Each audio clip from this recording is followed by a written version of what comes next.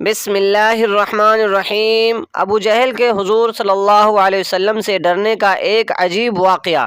ایک دفعہ عراش کا ایک شخص کچھ اونٹ لے کر مکہ آیا۔ ابو جہل نے اس کے اونٹ خرید لیے اور جب اس نے قیمت طلب کی تو ٹال مٹول کرنے لگے۔ عراشی نے تنگ آ کر ایک روز حرم کعبہ میں قریش کے سرداروں کو جا کر پکڑا اور مجمع عام میں فریاد شروع کر دی۔ دوسری طرف حرم کے ایک گوشے میں نبی صلی اللہ علیہ وسلم تشریف فرما تھے۔ سرداران قریش نے اس شخص سے کہا کہ ہم کچھ نہیں کر سکتے، وہ دیکھو جو صاحب اس کونے میں بیٹھے ہیں ان سے جا کر کہہ دو، وہ تم کو تمہارا روپیہ دلوا دیں گے۔ عراشی نبی صلی اللہ علیہ وسلم کے پاس چلا گیا اور قریش کے سرداروں نے آپس میں کہا آج لطف آئے گا۔ عراشی نے جا کر حضور صلی اللہ علیہ وسلم سے اپنی شکایت بیان کی۔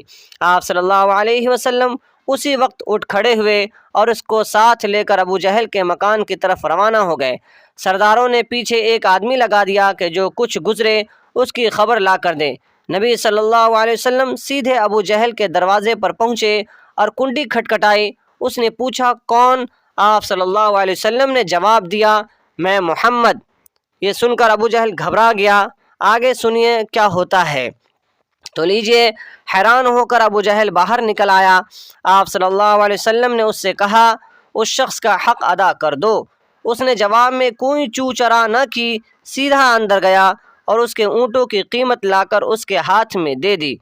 قریش کا مخبر یہ حال دیکھ کر حرم شریف کی طرف دوڑا اور سرداروں کو سارا ماجرا سنا دیا اور کہنے لگا واللہ آج وہ عجیب معاملہ دیکھا ہے جو کبھی نہیں دیکھا تھا۔